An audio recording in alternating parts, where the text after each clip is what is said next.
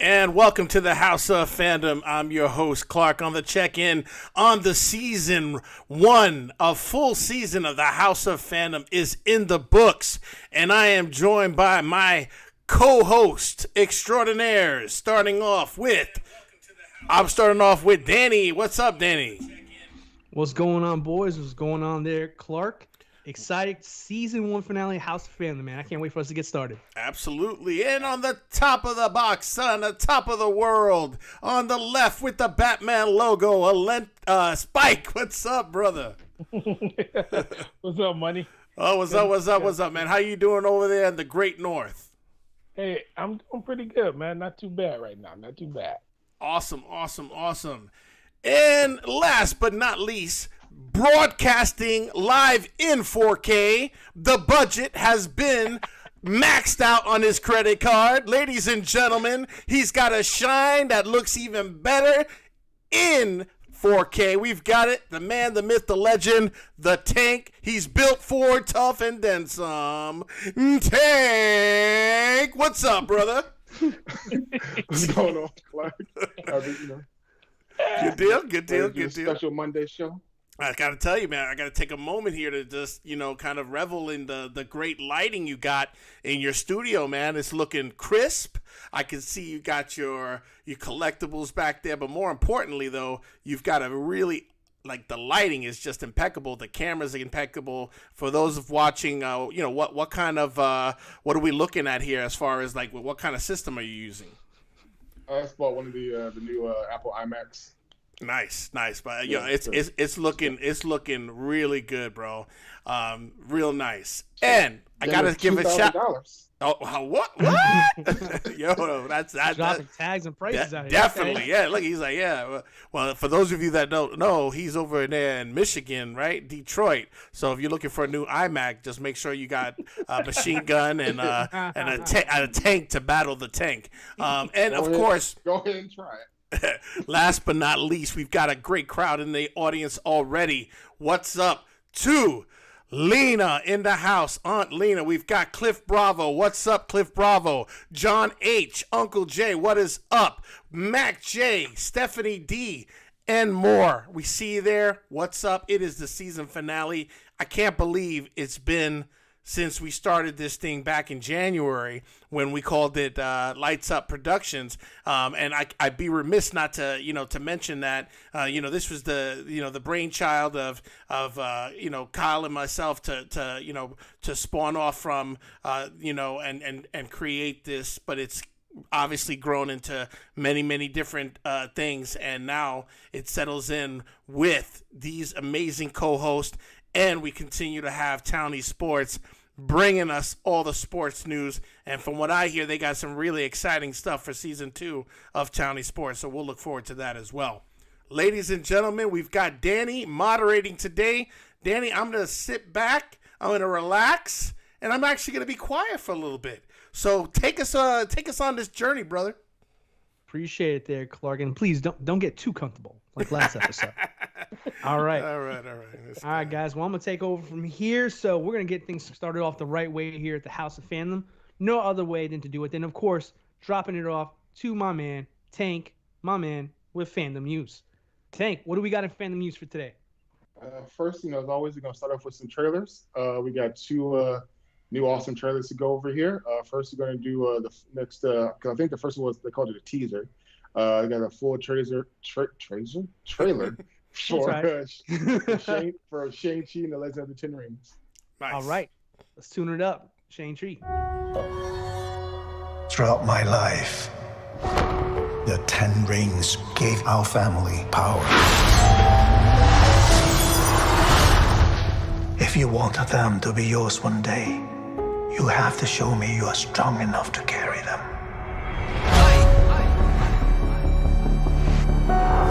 You are a product of all who came before you. The legacy of your family. You are your mother. And whether you like it or not, you are also your father.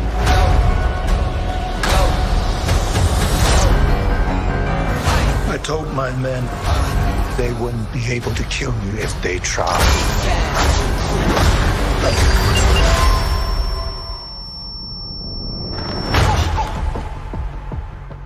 Glad I was right.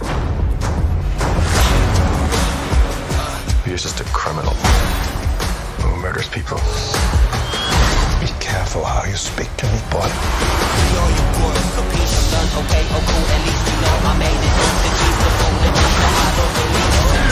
I thought I could change my name. Start a new life. But I could never escape his shadow.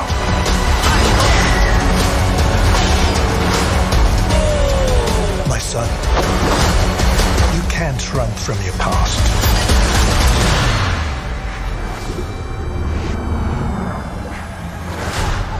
Is this what you wanted?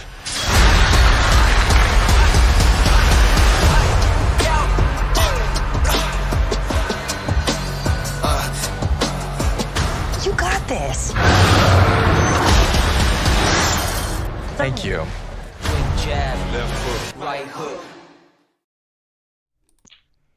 And we're back. And Danny, I think you're the gatekeeper tonight. So take us along this continuous journey. Yeah, absolutely, man. I was so excited that we're going to be covering Shang-Chi's trailer today. I mean, this thing looks amazing. I mean, I'm hyped for this movie here. Before I get into my thoughts, though, I want to get to the panel. I want to get everybody else's excitement. Do we like it? Do we not? Are we unsure? Are we definitely going to watch this? Let's start it off with, of course, none other than my boy Tank. Tank, Shang-Chi trailer, the second one we've got here. What's your new impressions now that you've seen this footage? I mean, it's like I said, I love the first one. I loved it even more here. Can't wait to see it. Can't wait to really see how they delve into, like, you know, like they show, like, you know, I also want to see like how they delve into the Mandarin and like his past, because there's different scenes where he looks like he's in feudal times. So I'm guessing the rings make him immortal. So I'm looking to see, you know, if they flesh that out. Definitely saw, you know, your boy Abomination in there at the end. Yes. And I think they confirmed that he's fighting Wong.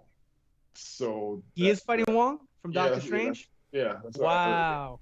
So yeah, it's gonna be interesting to see like why Wong is in a fight ring, and why Abomination, who captured Abomination, put him in a fight ring. That's a good question there. I mean, that's good. Damn, you know what? I'm so rusty. It's been 10 days since we've actually had a show that I forgot my rule of never asking Tank to go first. Always robs us of the juicy details that maybe somebody else could come up with later there. Darn it. All right. Never again. Tank, you're back to the bottom of the rotation. All right. So, Spike, I'm sorry that you had to go after your like scene stealing like brother over here. But the show must go on either way. Spike, I mean, what's your impressions of this new trailer that Tank pretty much explained everything about? Exactly. Actually, the trailer was dope for me. You know, you guys know I'm an action junkie either way. So, I mean, it seems like there's a lot of action in here. The effects look amazing. The storyline looks like it's going to be pretty good. I like the way a lot of the little visualizations are coming out with like the rings and things like that when he's throwing them and moving. It's kind of like Sonic on steroids with the way some of this is happening. I kind of like that. But excited about the storyline, man. I wasn't familiar with Shang-Chi prior to all this little stuff going on. I still don't know a whole lot. So I'm trying to go into it a little blind so I can, you know, just kind of let it unfold for me and see how it goes, and then go back and maybe read some comics and things from there. So I'm really excited about it, though. It looks really good for the next wave. Yeah, so no doubt. I mean, that's a good point there, Spank. I did it again. I did Spank and Tank again. Oh my gosh. I don't think very I unprofessional. That's gonna be a thing. We just wait till we get some merch, and then we'll just put it on a T-shirt or something down the road. That's a great idea. That's a great idea. Back to you, Spank. Spank anyway. And Frank. Right. You believe this guy, the moderator, calling him Spank and Frank. Hey, at least I remember names. All right. Touche. So, Spike, back to you here real quick. So, I mean, you bring a good point here. I mean, this is a property that's not exactly as well known as some other Marvel's properties. Mm-hmm. And we're going into a phase of the Marvel Universe where, like, we're getting things like the Eternals, and now we have Shang-Chi here. So, Marvel's definitely rebuilding right here. So, but I think they're keeping the same formula, because I mentioned the last time when we saw the teaser that my first reaction was I was getting a lot of Black Panther vibes, like kind of world building, kind of showing their kind of region of the Marvel Universe. And, you know, Black Panther turned out to be an amazing movie. So, I mean, I'm going to keep an open mind about this one, but I think Marvel has a little bit of concern if this is going to reach the audience. And Tank pointed out that we got to see a cameo from Abomination. So we haven't seen him since the first Hulk movie in the Marvel Universe, the one that had Edward Norton instead, which was a great movie too. Love that. We definitely know the Hulk movie. But underrated. Definitely underrated. So I want to bring that question to Clark. Clark, I mean, obviously it sounds like the panel so far agrees this was a great trailer. Do you think this particular Marvel property has the potential to be as successful as some of the other ones they've had in the past? Or do you think this one may suffer because people don't know about this property as much? Great question. And here's what I would say to that. The important thing to remember is that Marvel is extremely good at cross promotion, and what they do well is integrating their star characters or bringing two characters that may not be strong enough quite yet to support a full-on movie on their own. Example, Hulk. Hulk struggled to carry a movie on his own. Let's just be honest. I mean, unless he's smart Hulk, you need something else. And Thor came off of two movies, one, origin or start movie that was okay, and then one that was just horrific. It was just not good.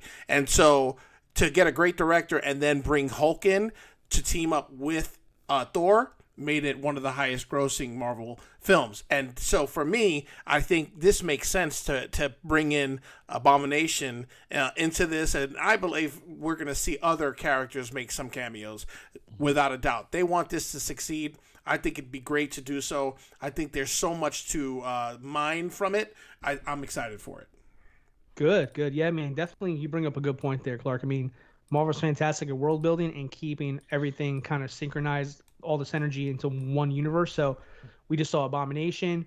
Tank suspects that he's fighting Wong from Doctor Strange. So that's the great thing about what Marvel's done is they have so much cachet with all the characters from all their properties. Anybody can pop them any given time and give that new character kind of a shot in the shoulder to kind of boost them up there, like Clark was mentioning. So that's awesome. Yeah, I think we're all excited about this one. I can't wait. I just can't wait to go back to movies. I can't wait to go back to movie theaters. So I'd be excited. I would love to see this one in the movie theater for sure. The IMAX if possible. All right. Nice. All right. Well, that's good. So so we just covered that Shang-Chi trailer real quick. We're all excited. Tank, what else do we have for fan news? I think we have one more trailer. Am I right? Yeah, one more trailer. Got the third trailer for the James Gunn Suicide Squad. Nice. House fan, we gave you Marvel. Now we're switching to DC. Let's roll it. Robert Dubois. He's in prison for putting Superman in the ICU with a kryptonite bullet. I'm not joining your Suicide Squad. We'll see. My court date is coming up. And Miss Waller said maybe you could help me out. You're flexing in my door! Everyone stand down. Miss Waller, I don't... Stand down! I wouldn't take such extreme measures if this mission went more important than you could possibly imagine. Are you in or out? Good. Let's meet your team. It's okay, I'm not okay. Each member is chosen for his or her own completely unique set of abilities. I need to feel the raindrops on my head, on my head. Hey guys, sorry I'm late. Had to go number 2. Good to know. Is this thing a dog? A dog? What kind of dog do you think it is, mate? I'm gonna go with Afghan Hound. Oh my god, is it a werewolf? Yo, they sent me into a werewolf! Yo, let me out! Hey, he's not a werewolf, okay? He's a weasel. He's harmless. I mean, he's not harmless. He's killed 27 children, but, you know. Your mission is to destroy every trace of something known only as Project Starfish. Any questions? Starfish is a slang term for a butthole. Think there's any connection? No. No. All right. Let's get it.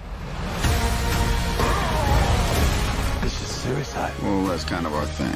I'm a superhero!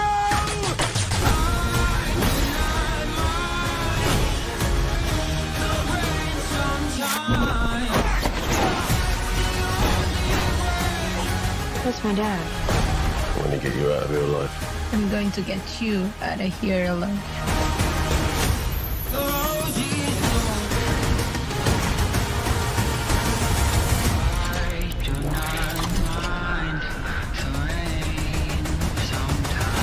Ratatouille, what do you got? Bird. Now it. Stay off the comm. All right, we are back. Nice trailer. All right, guys. Man. All right. So we just had a little taste of Marvel. Like I said, now we're going over to DC. Suicide Squad, ironically, by Marvel director, fame of Guardians of the Galaxy's take on Suicide Squad. We got a real in-depth look at the characters and the plot of this movie in this one here. So I have learned my lesson. I remember what I said. Tank, I'm sorry, you are last now, sir. We're going to actually go right over to Clark on this one, actually. Little wild card here. Clark, impressions of the third trailer we've seen of Suicide Squad. Did this help build your excitement to watch this movie, or do you think it's going to be trash like the first one? Let's be serious. To be honest, I believe in James Gunn. I love his directing style. I love his his energy level when it comes to his love for the characters. I know he definitely put a lot of effort into not being hampered by corporate Warner Brothers, and so I'm excited for it. It definitely looks a little batshit crazy, for lack of a better word. No pun intended. Get it? Batshit crazy. I killed myself. I killed myself. Anyway, So that's what I'm thinking. But I will say that I am excited to see, what is his name? Sharknado Stallone. King Shark is all, yo, Adrian. I love it that he's the voice. That's Sylvester Stallone is voicing it. I think that's classic, kind of like what they did with Groot, with Vin Diesel. So yeah, I'm excited for it. All right, well, good. Yeah, I mean, definitely looks good there. Spike, I mean, what are your thoughts on the new Suicide trailer? I actually liked it a lot, man. I thought it went really, really excited about it. I should say the first movie, you guys brought it up. You said, was it going to be better than the first movie? It's kind of hard to do a really good movie in the sequence. A lot of times, I think there was like a test run of what we were looking at. I think James going to do a really good job at figuring out where they went wrong in number one. The characters look a little more well-rounded. You got a nice diverse mix again, which is essentially what Suicide Squad is, but it looks like more detail. And as I mentioned previously before with you guys just chatting it up, I think Viola Davis is great in these movies. She's awesome. She carries the weight very well in her role, adds a nice mix to it. She holds her own. So I'm excited for it. But I like this type of stuff anyway. I think that this one is really going to appeal to people that maybe not have watched the first one, that will want to go and check it out. And Idris Elba's a great draw anyway. So, yeah, I think they did a good run at this one. Yeah, absolutely. I mean, yeah, the character Amanda Waller that she plays, I mean, one thing, we give WB a lot of slack for the performances of their movies and, the quality of them. But one thing you can always count on with a good DC movies, they get the casting so right with so many of these characters here. Yes. I mean, Henry Cavill, Ben Affleck, even Gal Gadot, which I even have my reservations on. I mean, but Harley Quinn is, what's the girl's name? I forget how to pronounce her name. Margot, is it Margot? I used to call her Margaret Robbie, but okay, Margot. I think it's spelled Margaret, but it's pronounced Margot. Gotcha. Okay, so I mean, they always do a great job, but I mean, the track record of their movies haven't been so great. The only reason why they have James Gunn, and everybody can seems to forget about this here, is he had a falling out during the whole Me Too kind of situation out there. He got fired by Disney, and he was essentially he was a free agent at that point. So, I think he's such a great talent that I think that honestly, this one has a potential to be probably the best DC movie we're gonna get from this current group of people handling the WB/DC movies here. So yeah, super excited about this one here. I think this one has the potential to be an amazing freaking movie. So I'm excited for it. Hold on, Danny, real quick. When you say the best one, are you talking about financially, or are you just talking about overall? Well, I think in fairness, I mean, DC doesn't do bad when it comes to the box office. A lot of their movies do perform pretty well, but I mean, outside of the first Wonder Woman movie, I mean, I can't remember one that's been critically well received. Gotcha. Does that make sense? Yep. Yeah. I feel you on that. Shazam maybe, but not as well as Wonder Woman. Yeah. No, I mean, Shazam is okay. I mean, and then, me personally, I'm probably one of the few people who didn't like the first movie, so I'm looking forward to the second one more. That's just me, in my opinion. My kid loved it, so I know what audience it was trying to hit. But for me, it didn't do it for me as much as, like, I don't know. Personally, I prefer, if I had to choose between two solo movies outside of Wonder Woman, I would say probably Aquaman is the best solo. I was going to say Aquaman was well received as well. Yeah, I prefer that one a little bit more. All right, well, good. Well, hey, so Tank, to you, my man, you notice that I'm seeing that James Gunn has made some cosmetic changes to some of the characters. I've noticed Harley Quinn is missing a lot of those tattoos that she's been known for in this new DC universe. So she doesn't have the rot-in and all that other crazy stuff here. Do you think we're going to start seeing DC slowly going to more traditional looking characters that we know and love, or do you think someone's going to pop up with another damage tattoo on their forehead like Joker did? Hopefully not. Hopefully not. But yeah, like similar to like Harley Quinn, like her costume this whole movie is straight out of like I want to say more so the New 52 comics. It's like pretty much like when she's like in the Suicide Squad run of the comic run. Her outfit is like pulled right from that. So yes, which I'm all for. Like I said, I love them, in the first Suicide Squad, and she was the only good part about Birds of Prey and whatever that long name was. I'm not about to say all that. she was like she was the only good part of that movie. But she never. But outside of her hair, her outfit was never really accurate. Accurate. So he's definitely he's trying to definitely go more comic book accurate with at least her costume and the obviously you got Mr. Polka Dot who looks right out of it, and also Peacemaker. From what I've seen from the comics I've seen, his costume is straight out of the comics. But yeah, I'm really excited for this movie. The first scene with Idris Elba's character Bloodsport, he seems like a angrier Deadshot. Yeah. Yep. Exactly. Yeah. Well, correct me if I'm wrong. When this first started going off, I mean, originally the idea was to recast Will Smith's Deadshot to be Idris Elba, excuse me, for his same role, but he turned it down out of respect for Will Smith, if I remember correctly, right? So it feels like they kind of shoot in like a similar character for him to play without, disrespecting Will Smith in case he decides he wants to come back or something. But gosh, I had a point that I was going to bring up here. I had something that I wanted to talk about here. But I guess we'll come back to it another time. I'm sure we'll be talking about this movie many more times after that. Tank, as far as fandom news, we went through 2 trailers. Do we have anything that happened while we were away? Yeah, we got a couple things here. First, we got some dope set photos from the Flashpoint movie. Yes. Showing Ezra Miller, Michael Keaton, Sasha Cal, probably said her last name wrong, and actually in full Supergirl costume. Good. Do we have any of those images on the screen yet? We actually do. We're showing the Flash pics right now, and it looks like the actress portraying Supergirl is on a harness to obviously show flight. Looks like there's no cape, but from what I understand, they do CGI the cape. I don't if you could see it towards the bottom of the screen, you could actually get a picture of his ring from Flash. So if you're familiar with the whole Flash ring, that is actually shown in the photo that we're presenting now.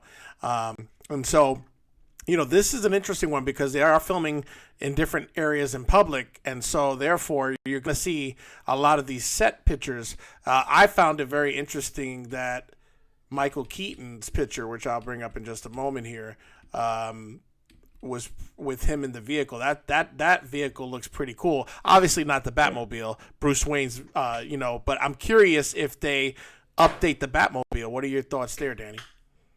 Yeah, I mean, it kind of looks like an homage to, obviously, the animated series to me. Like, it has that front grille looks so much like the Batmobile from his everyday car. Mm-hmm. So I don't know if I want them to update it because I really love that version of Batmobile. That's the one I grew up with, and that's the one I had the action figures of as a kid.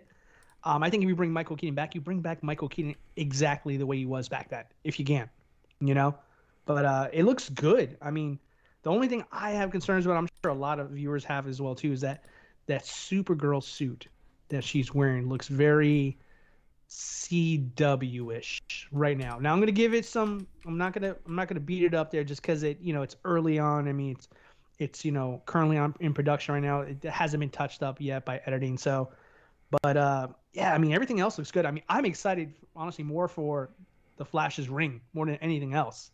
That is such a cool feature that can be so corny. But I dig the corny. I mean if you're gonna go with a character like Flash, just make him completely like Flash there. So it looks good to me there. Spike, what about you, man? You're seeing these pictures on the screen right now with the audience. I mean, what's your impressions of this right now? I mean, are you a little concerned after seeing the Supergirl suit, or do you think it's too soon to tell? I do think it's a little too soon to tell. I'm curious to see how they're going to do the cape.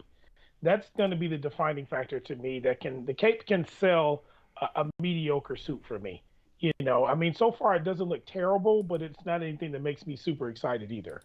But if they are able to CGI that cape in a nice way when she's flying and moving around, then that'll pull me out of that CW realm. I'm not a CW fan at all, so that'll definitely take me out of there. But, as far as the other picks, yeah, things are a little exciting. I mean, how cool is it just to see Michael Keaton anyway?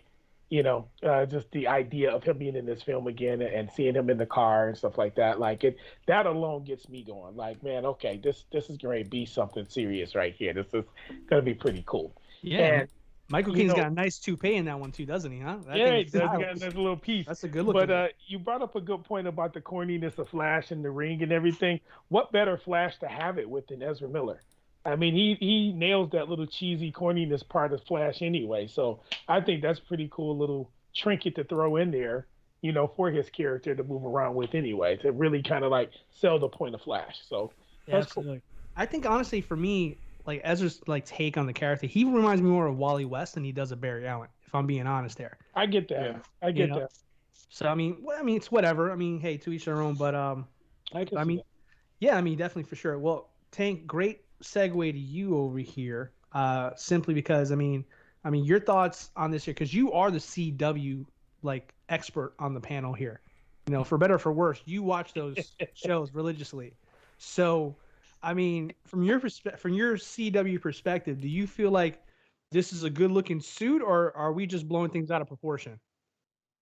I mean, it's like a middle ground between, the movie, what it should be for a movie, and the CW. It's not like a full-on CW, but it's not full-on, good for a movie So something a weird middle ground. I'm hoping, with agreeing with Spike that the cape, when they add that in CGI, that it'll improve it, or maybe there's obviously she's also in a weird position being held up, so hopefully once they get all the editing done and everything, it does look more towards being a good movie suit and not a CW suit. Mm-hmm. Yeah, absolutely. One thing, the funny thing, why does Flash look like he's wearing his daddy's suit? Like, it's so I love that. Actually, I love that suit. Swear. He looks like he just straight up came out of court and he didn't own a suit of his own, so he borrowed one of his dad's. You know what I mean? I actually love that. Actually, I dig that. I dig that a lot. What's got me curious about this movie? I mean, my whole excitement about the movie is now seeing Michael Keaton, when it's been rumored and speculated for so long. Is he? Isn't he? Then he eventually confirmed. Is who's going to be potentially popping up in this movie here? So far we have confirmed Michael Keaton is returning. Mm-hmm. We know Ben Affleck's going to be returning. We're seeing our first images of Supergirl now. Do we, and this is going to be for both Tank and for Clark here, do we see Henry Cavill appear in this movie? Gentlemen, your thoughts, starting with Tank. I don't know if he'll be in it. I think there'll be mentioning of him, because with the look of the Supergirl, it looks like they're doing the character from the Injustice comics. There was one issues where they did like an alternate version where instead of Lois dying, in Lois dying, she lived, and then they showed like the whole story about what happened in her and Clark and her had a daughter, ended up being her name was like Laura Lane Kent, and she looked just like how she looks, the hair and the costume and everything. So gotcha. I think that's who they're going with, or some kind of some version of her. Mm-hmm. So I think he'll at least be mentioned. Or if he does, he'll only show up as like Clark, as like in the like Clark Kent version. I don't think he'll actually be a Superman. Gotcha. Okay. And question from Clark to Clark. Clark, your thoughts on Clark? Well, I will say, Mr. Kent. Got a couple of things to unpack here, unpeel here. One, I do not believe this iteration of Supergirl is in the multiverse that Henry Cavill is in, or the verse that Henry Cavill is. I believe that this is the ushering in. So I think the first, let's just kind of set it up. First half of the movie, or first act, involves him leaving the multiverse, or the universe that he was in with the Justice League people that we know, Henry Cavill, all those folks. When he comes back, I think there'll be changes because of the time paradox, or whatever you want to call it, Back to the Future style. But I do believe that, in my opinion, we may get a cameo from Henry Cavill as Superman, potentially with Batman, in some way that leaves it to everyone's thought of, okay, now they're in a different time. Now we're in a whole different time world with Michael Keaton's Batman, which everyone knows that that's where the plot is going, right? Flashpoint style. But do they go as far as to finally close the door on the whole Henry Cavill as Superman, just like they're doing with Ben Affleck? Wonder Woman is really not governed by the timelines because, as you know, Wonder Woman 1984 was in 1984. And so it could like bridge the final Wonder Woman, or maybe if she ends up being in other movies. I feel like we could still have Gal Gadot as Wonder Woman in this new universe, but I feel like we have seen the last, or we will be seeing the last of Ben Affleck and Henry Cavill in their respective roles. I do believe Ben Affleck could be in a standalone Batman movie. I just don't think he will no longer be in the whole like Justice League / Snyderverse, for lack of a better word. Yeah, no, good point there. Yeah, I mean, the thing about this here is like we're gonna see Supergirl. I mean, it'd be a disappointment not to see Superman. And if the whole Henry Cavill thing is too big to squash and resolve, just with the demand from the fans, I mean, the excitement's going to be there if he shows up, and it's going to make your movie do well. I have a suggestion of who they should bring in, since the whole storyline can actually allow this to happen here. I would love, after seeing some CW stuff, to see Brandon Roth come back for his cameo in that movie. Yeah, that would be dope. From Superman Returns. I mean, he played a great older Superman, and I mean, gosh, I mean, he didn't really get a good swing at the character back then. Shocker, but how awesome would it be if we did get like a cameo from Brandon Roth in that movie to play Superman, that version of Superman, the father of that version of Supergirl? I mean, do you think that would please the Superman fans who feel like, man, Henry Cavill is not going to come in it? It's going to be weird without him, and his daughter's in it. I mean, do you think that would be something that the audience would like to see? Yeah, that would be dope because, like I said, I think I can't remember if I said it before, just in our side chat. Brandon Roth, he did a good job as man. He was just given a horrible plot, and then also he got his redemption in the CW's their Crisis, where he came through as like the Kingdom Come version of older Superman. So if we can't get him, which like I said, I don't think we will, but. And actually, if we don't get Henry Cavill in it, I think that would be a great choice to bring him in as her father in some other multiverse or timeline or something. Yeah, I agree. I think though, to your point, Tank, that the story that Brandon Routh was given as Superman was just it was basically regurgitated from Superman the movie, and we'll go into a deep dive and we'll have a standalone episode Superman centric that talks about that, because there were so many behind the things scenes that stuff that was happening on the set of Superman Returns, and so.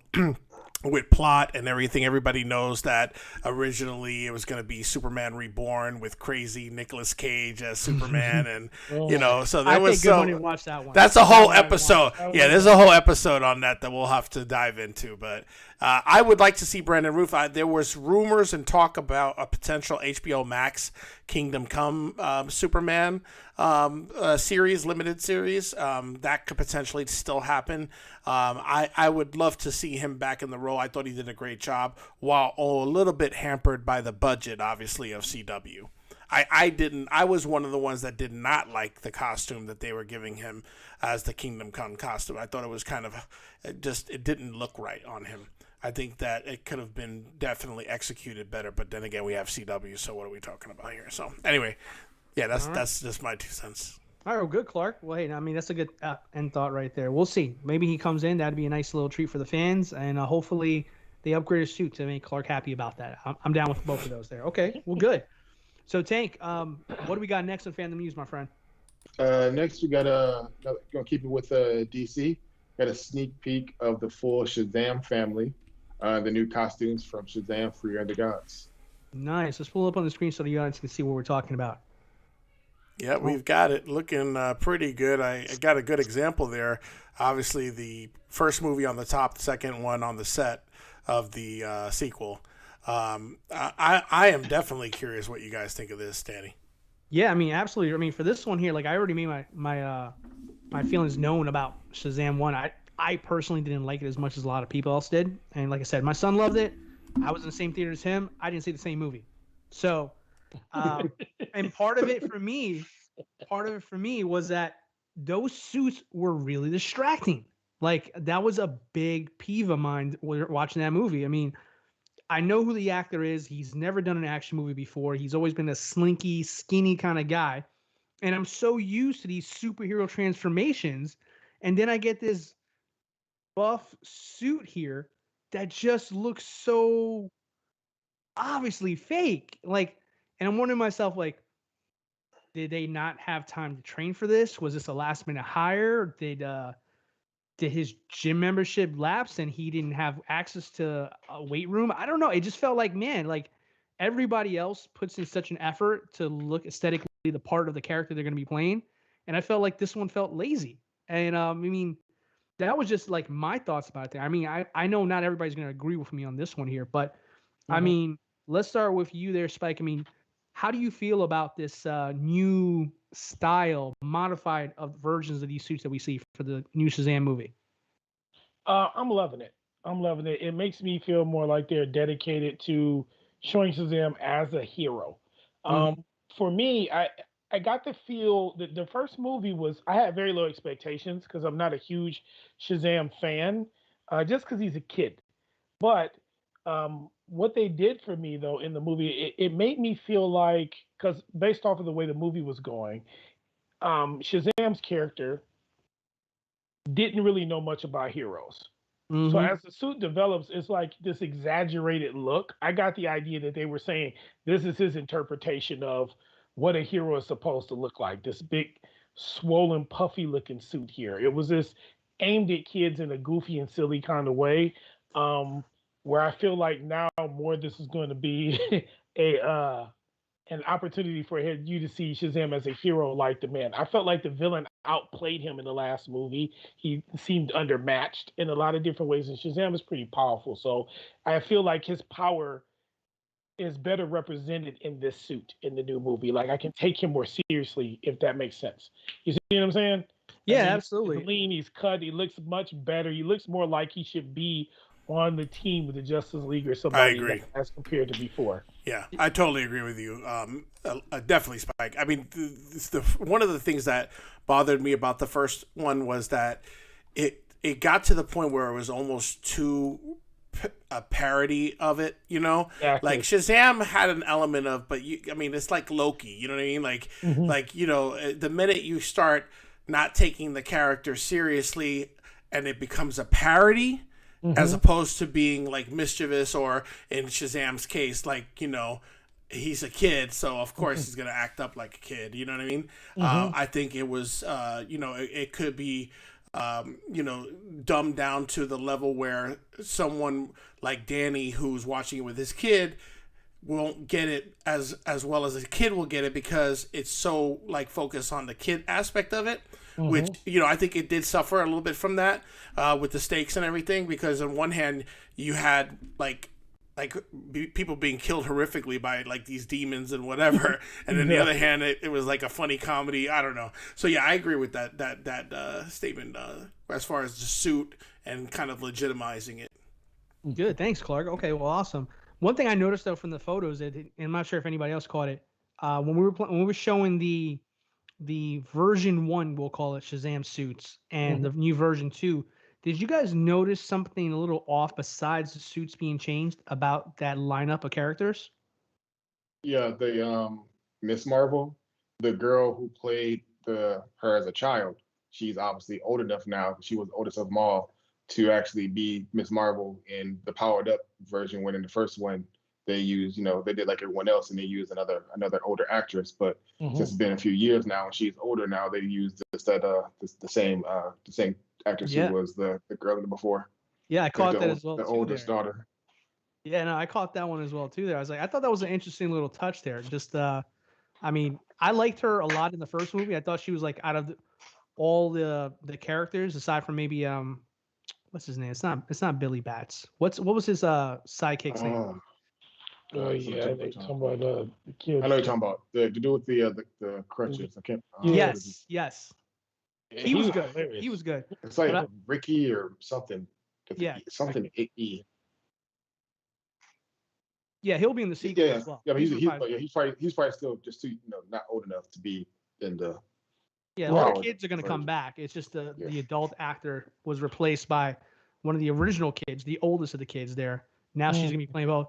I found the hilarious that what the director said when this was brought up to him in regards to like, hey, now that you're like going to have her play both roles, I mean, don't you think that's a little bit weird? It's like, no, all we're going to do is we're just going to play with her hair and make it look different when she's Miss Marvel. I was just like, you know what? That's a guy who just doesn't give a shit. Like, whatever. Okay, fine. Good. Yeah, like who Why cares? why pay two different people when she's old enough to do it? Yeah, exactly. He's like, yeah, we're just gonna do her hair different. Mind your business. Right. Just watch the movie. Okay, well, hey, I'm liking what I'm seeing in the improvements here. I mean, my son loved the first movie, like I said, so I'm obligated by blood to have to watch this movie no matter what. So, but I think I might actually enjoy this one a little bit better. I think so far what I see, I like the adjustments. I like the fact that everybody's got a membership to LA Fitness. That's great to see. So we'll see how I can't talk today. We'll see how it all turns out when it is finally ready to come into movie theaters there. All right, well, good. Tank, what do we got left, my man? I got a quick story here. The never-ending story of the Fast and Furious, the Fast 9, actually breaks the pandemic era box office record, which I was actually one of these viewers, with $70 million domestic opening. Nice. Yeah, I mean, opinions aside about the series, whether you love it or not, it's good to see that people are coming back to the movie theaters. I think this was, if any franchise had a chance to bring audiences back after what's been going on the last 18 months, this was certainly the vehicle to do it there. So that bodes well for future movies like Black Widow and all those other releases. We're going to be seeing Shang-Chi coming in September. So that's good to hear. I mean, funny story, guys, like, not to listen, when Tank told us he was going to the movie theaters to go see Fast 9, I was like, man, is that really going to be like the first movie he watches? I know you saw another one too, but I was like, is that going to be one of the first movies he's going to go back to watch? I started watching the Fast and Furious saga from the beginning. And gentlemen, I don't know if you guys have seen it recently, because the franchise, believe it or not, I mean, get ready to feel old, folks, but the franchise has been around for 20 years now. Yeah. Right? I think I was a sophomore or junior in high school when the first movie dropped. Okay? Full disclosure, teenage Danny loved the hell out of those movies. Mid-30s Danny doesn't know what other Danny was thinking about. They do not age very well at all. We can solve all problems with family. we can I'm sorry, hold on. We can what is the word? We can deflect bullets. We can deflect machine guns. We can spiral over buildings because we have family. You don't even sound like Vin Diesel. You sound like a I don't even know how to describe you. You sound like one of those master, I don't know, samurai guys, like hui. You can do it, listen. This is a Ronin. But like if I could interject for a minute, if the time permits, Danny, I know you're the moderator and all. I was in the middle of doing my own Vin Diesel impersonation, but I'm sure what you have to say is more important. Go ahead, please. Well, no. I asked, and you said yes, so I will, interject. I just want to say a few things. One, let me just give a shout out to the room. John H. Had a statement earlier, and I'm curious what your guys' thoughts were on this. John H. says he thinks the suit sucks.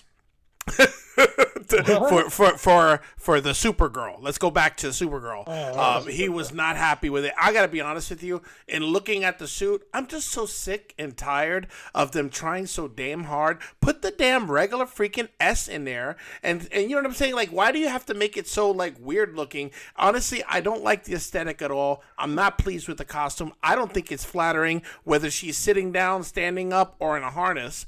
And I'm very concerned. I'm extremely concerned that there may not be a cape. Spike, you may not be satisfied with that, because I've seen some production art that shows her like a mini skirt cape on her mini skirt. Just so you know. She's gonna look like a remix Captain Planet. Yeah, I'm really concerned about that. So, John has a really good point. I want to just also say we've got our brother from Townie Sports representing Sammy. What's up? We see you. Hey, and Sammy. We got Vic Vega from the Comic Book Trap House, which we have actually on our main page. If you guys are interested in comics, specifically the world of comics, these guys are complete experts. If you get a chance, it's on Thursdays. I know we're on Thursdays, but they come on a little later than us. So afterwards, if you're looking for an after hours bar podcast, you can go to Vic and his group on Comic Book Trap House, and we appreciate their love and support that they show us. So back to you, Danny. Awesome. Thank you, Clark. Shout out again to Sammy, Townie Sports. You guys are doing an awesome job. Keep up the great work. Shout out to Vic Vega there. Definitely check him out for sure. So back to the movie here, Fast 9, real quick. Tank, I think, is the only one who's actually seen the movie officially, right? Let's do a quick mini review, just getting Tank's perspective. Tank, I don't know if I want to watch it after watching the first 4 movies this past weekend. Tell me, should I go see this movie? If I've seen them all, so like, if I've seen them all, should I go out and watch it, or just one? Because I've seen some reviews out there. I don't know if anybody else has seen them. Tell us. No one ever cares about reviews when it comes to Fast and Furious. Listen, sucks. Like, listen, I don't care how much you like something. If it's that bad, I will not go watch it. Like, that's just me. Listen, let me ask you, sir, are you going there to watch Shakespeare? Because it's not Shakespeare. No, I'm going to see Vin Diesel Shakespeare. That's what scares me. You're also there to see cars and to see old ladies driving cars, because now we've got Helen Mirren, Academy Award-winning, respected English actress, who said, "I want to drive cars too," and she gets to drive cars sick in this film. From what I heard, Tank would be the one to verify. Here's a retro perspective that I've noticed here, and I didn't notice it growing up watching these movies here. Vin Diesel always has like some kind of like phrase that he has to say in every movie, like it's supposed to be like some deep connection. It's like, I don't got friends, like, I got family. Like, he always has like standout moments where he's got to like talk to the audience with one of these like corny lines of his. And I just caught it. So I don't know. I'm tossed up because, hey, listen, I've seen all the movies and, I did like him for a very long time. Most recent ones, I didn't like as much. I mean, it's not Shakespeare. In fact, I came there for the cars, and it's not even about cars anymore, for God's sakes. Let's be honest. It hasn't been about cars for a long time. But I do want to get... It's about family. It's about family. But there was a time when all right, time the out. show... All right. That's it. All right. I'm sorry. You know what? I've gone too far. Check me. I'm fine. I won't say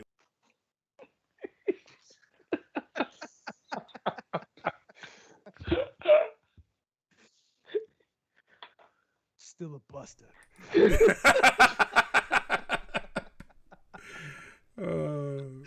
Take, sir. I mean, can you give us a quick mini review here? I mean, is it a good movie? Should we watch it? If someone's never watched a Fast and Furious movie, should they stop before they get started? I mean, tell us real quick. Should I waste my $10.50? I mean, it's good for Fast and Furious movie. So it's like they're like, if you like those movies, yes, go ahead. You're gonna like it. It's all the ridiculousness of Fast and Furious as always. Old black tie is hilarious as always. Then they got brought Han back, so it's good to see Han back. Oh, spoiler! Damn, hello. He's in the trailer. He's in the trailer. I didn't watch the trailer. I told you I wasn't. I'm pretty sure we showed the trailer on the show. Please apologize to the audience now who may not have seen the trailer because I don't think we put the trailer on. My gosh! I do Fandom news. We put the trailer up. I remember. I'm sorry to fans who did not see the trailer. I agree with you, Tank. I recall we played the trailer. We actually talked in a long period about the fact that they brought Justice for Han. In fact, Danny, I do recall, and we could just cue up the episode. You said #Justice for Han, so you did make that phrase. I would love to see you cue that up. Go ahead and play it right now. I'll wait. Oh, I don't have it right now, but I will certainly play it one day. I will certainly play it. Sorry to all people who did not see the trailer or don't remember seeing the trailer like Danny. Somewhere someone's saying, who's Han Solo? I mean, somewhere someone did not watch, was it Too Fast, Too Furious? Or what is it called? Is it Too Fast, Too Furious? Tokyo Drift. That's Tokyo Drift, right. Still the best one. Still the best one. That's like I say, you're already a fan of him, it's ridiculous as always, still enjoyable. But if you're not a fan, it's not going to change your mind. So it's not like John. I mean, only the bad thing is like John Cena kind of went back to his old not being that good of an actor. Oh, that's the part I didn't want to know about. So what he wasn't sorry. in this one? No, it's okay. No, he wasn't not good. It's just that like it's not that he's not good. It's just that like his last couple of movies, I think he needs to stick to comedies. He's a lot better in comedies. I am curious to see how he does in Suicide Squad. Yeah. When he does comedy, he's great. A serious role, he needs to stay away from. Yeah, that's a good point. I think as big as he is, you would think he would thrive in that. Exactly. Yeah. Yeah, you jogged my memory on that. The only one that does that well is Dwayne "The Rock" Johnson. You can't duplicate. I don't know. Honestly, I've seen enough movies of Dwayne that I feel like he just plays himself, which is okay. I like the guy. You know what I mean? But I don't feel like he's much better actor than John Cena is. I think out of that crop of wrestlers, I think Batista's the best one. In my opinion. Oh my God! No way. Listen, listen. There's a little something called range in the acting world, and let me tell you, you know what kind of range that your boy has, Mr. Whatever his name is, Batista. Batista has very few things to say. Like, you know what I mean? There's not a huge range of emotions. Even when he's Drax and he's like emotional, it's not even. It's almost played up to like almost like a weird comedic black comedy type of thing. Like you know when comedy. He's like, my heart is destroyed. He killed my wife and kid, and I will say that I will get justice for the old time. You are ugly looking, but that's okay. I still like you. I mean, come on. I mean, he was good in that movie, that spy movie. He was in that little girl. He was actually really good in that. But that's the other thing. It was a comedy. What's the movie? Clark, you probably remember this. The John Travolta movie, I think it was. That Who's talking? No. Get Shorty. Get Shorty. Yeah, The Rock was awesome in that movie. First of all, that was funny. Hey, if you ever want to see The Rock with hair, with hair. Awesome actor when he needs to be, but he knows. That's a good point. That's a very good point. I'm glad you brought that up. Yeah, just super swollen, blowing crap up. He knows that's his cash cow. He's just gonna milk it while he can.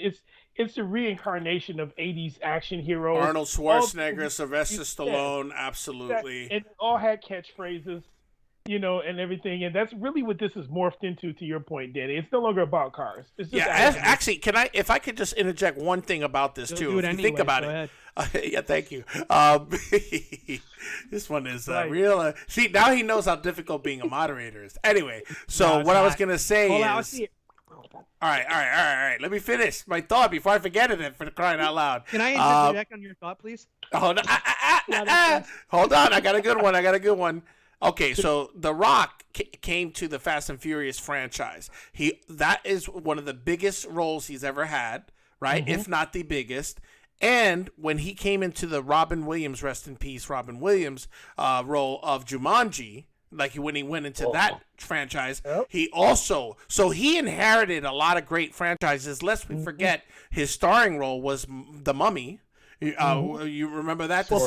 Scorpion King. So, there is a lot of things that he was very fortunate where lightning struck in the bottle, and he didn't just stick to straight action star. He did some diverse roles, and getting into comedy with what's his name, Kevin Hart, was huge for him as well. So right. I think if anything, he's very savvy in the roles that he picks, which is why I feel like he has more range than David Batista.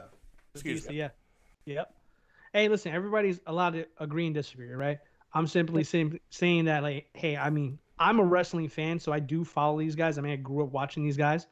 I mean, I'm a big Rock fan, so I'm not taking anything away from The Rock. John Cena is my least liked out of the three, but I still like him as well, too. And I agree with Tank. I think he's more suited for comedy roles and stuff like that there. That's definitely his niche. He's a funny guy. But when he's serious, he looks like he's dead. I'm going to be honest. I never get like his stuff. But I will say, out of the three of those superstars that we mentioned here, Dave Bautista does have the most range. And I'm going to tell you really quickly why without interjecting there, Clark. All right. Look at the roles that you mentioned. You said for Rock. Rock knows his market, and Rock is a smart guy. I mean, he's the highest paid actor in the country as of right now. So he's clearly doing something right. So I'm not going to bash The Rock. He's awesome. Well, yeah, obviously. I mean, box office, box office. You said country. He's the highest paid actor in the world. I mean, like, he is legit the highest actor. Doesn't matter. He's still number one. I'm being My petty. point. Continue. You are quiet. Go, continue, Mr. Moderator. Stir away. Look, let me finish my thought. Can I interject in my own thought, please? Absolutely, sir. Hey, you know what, Danny? I give you permission to interject on your thought. You're a nice guy. So anyway, real quick though, with Dave Bautista, if you guys follow his career after the WWE, he took on a lot of different roles that none of them are the same. I mean, he was in Blade Runner. He was in the James Bond movie. He did the Army of Dead recently with Zack Snyder. I mean, again, agree to disagree. Not everybody's cup of tea. I enjoyed the movie personally, but my point is that he's generally trying to be a very wide open kind of actor and do other things here. And I think honestly, he's gotten better. If I can say, maybe The Rock was naturally gifted, but I feel like Dave Bautista worked on his craft a little bit more. In my opinion, he can go to different roles more than The Rock can do at this point because he's settled on his niche that he's good at. That's just my 2 cents. Okay, moving right along.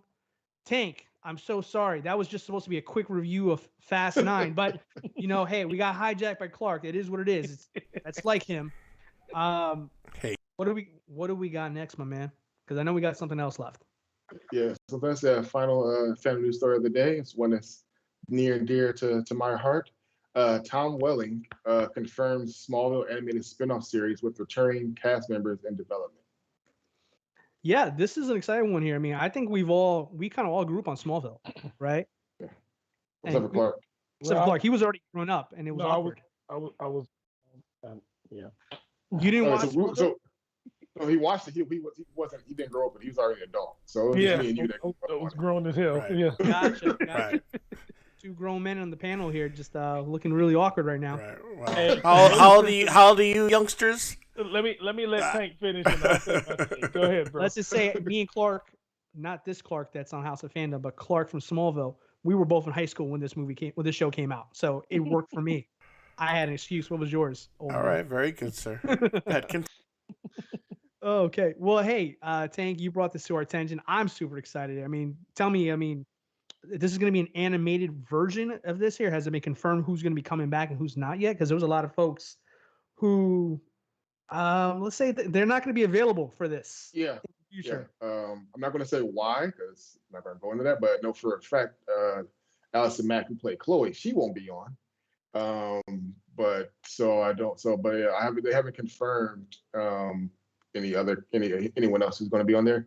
I imagine that because even though Smallville ended at season 10, they had a run of comics that went on for a while where they introduced like Green Lantern and Batman and Wonder Woman and all these things. So I imagine the anime series is probably going to dip into that and go off of those.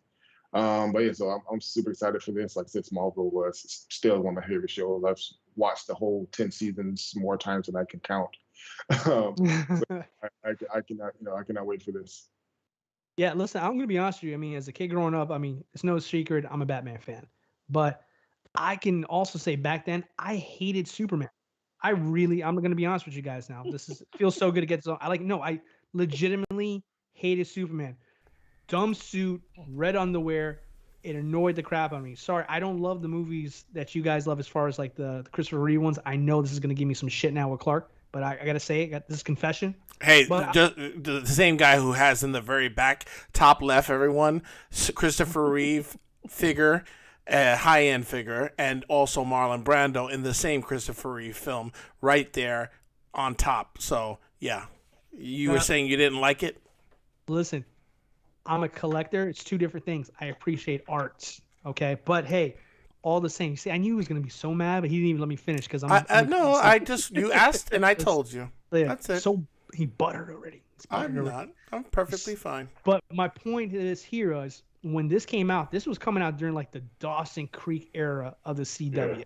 This was like, I don't remember other stuff, but that's the only one I remember back in the prominent ones there. But Felicity. He remembers.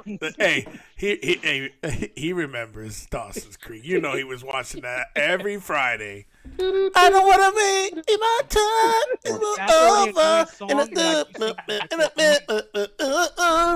I don't want to wait for our lives to be over. All right, go ahead. Sorry, folks. I hope you didn't hear that. I did attempt to mute Clark there with the powerful button that I have on this side. I had to do it. That's one of the. I hate that song so much, and then throw Clark into the mix. It's just a fucking disaster for me. I'm sorry. Oh my God! And he curses. Oh my God! The moderator's cursing. Bad. Real quick, let me just say. Spike, you got a compliment from Batman, actually.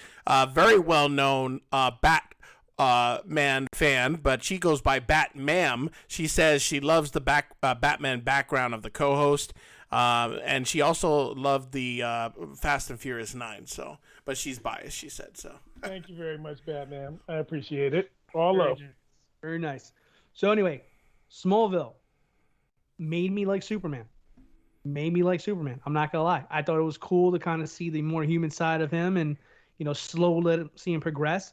I actually really liked his parents. I love their version. I mean, that's the Superman I really grew up because let's be honest, like when Christopher Reeve's Superman came out, I wasn't even a twinkle in my parents' eyes. You know what I mean? So it's like let's be honest there. Like it doesn't speak to me as much. It doesn't hold up. Same way like Tank doesn't like Indiana Jones, and you give him so much crap about that one there. Hey, like I didn't like Superman. I felt red underwear on the outside of your pants was a weird thing. It didn't really work for me. I had Michael Keaton Batman, who was like jacked up and some cool stuff. So, respect you mean my wearing side a fake rubberized suit that you mean that? Okay. Also, Michael Keaton's 5'9", just FYI. Body armor. That's right. Hey, Wait. also, if I may, Batman actually wore. Weird. Yeah, weird. Shut up. You know what? Tank, you know what? I'm trying to help us out here, all right? I don't need this shit from you either. Let me finish here. Your own partner. All I'm trying to say is that Batman in the comics, as well as in TV series and other iterations, wore his underwears out. So all I know is I had Batman underoos as well as Superman underoos when I was a kid.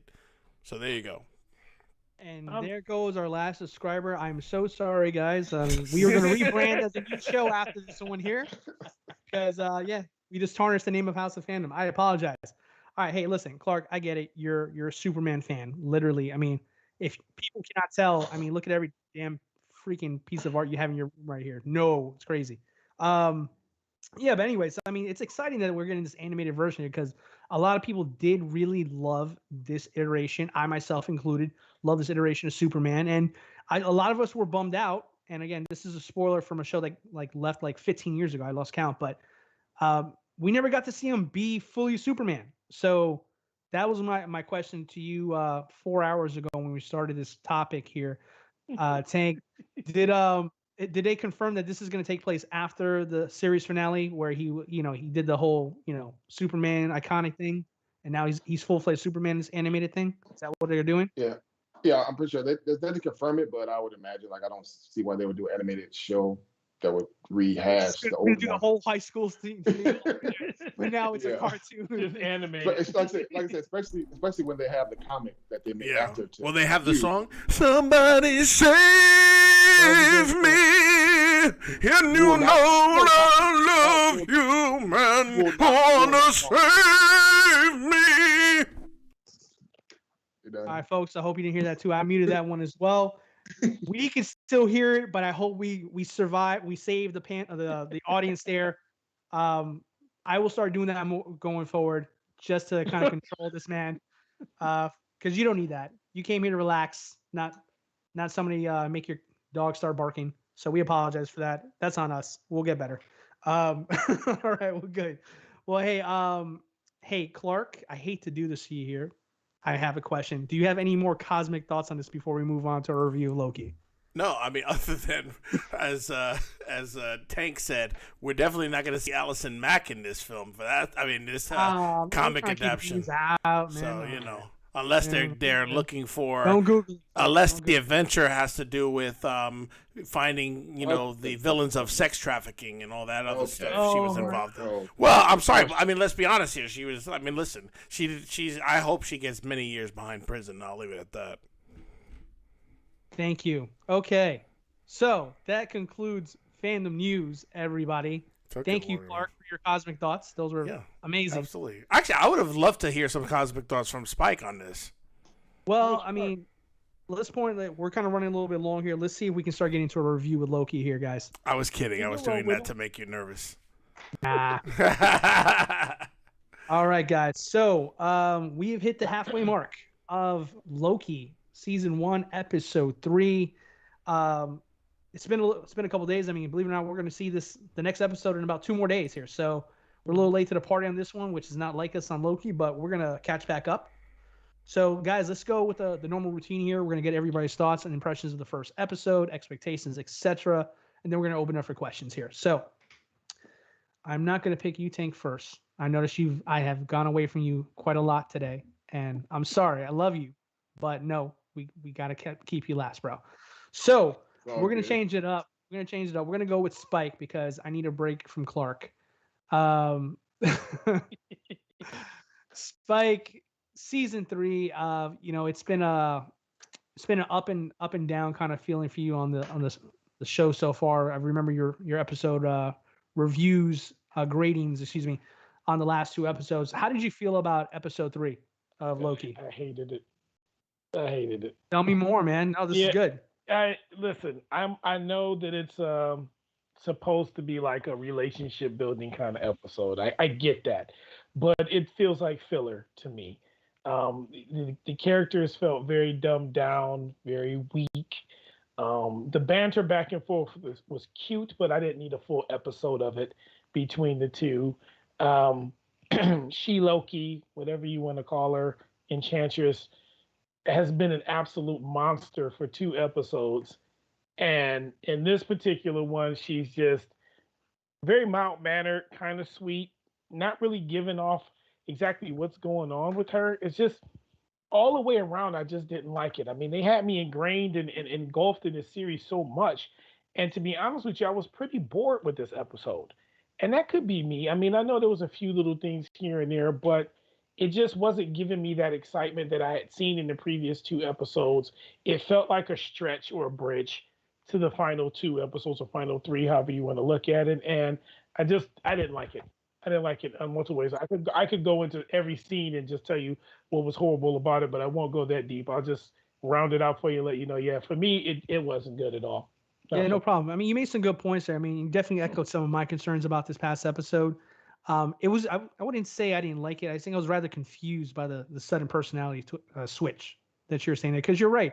I mean, the first couple episodes, she was very evil and maniacal and all that stuff. And exactly. Then once like he got to talk to her, she seemed somewhat likable. She seemed like she was like misunderstood, which I think that's a problem that Marvel has in general. I feel like everybody has to be liked. Everybody needs to have a line. Someone's not just evil for the sake of being evil anymore. You know what I mean?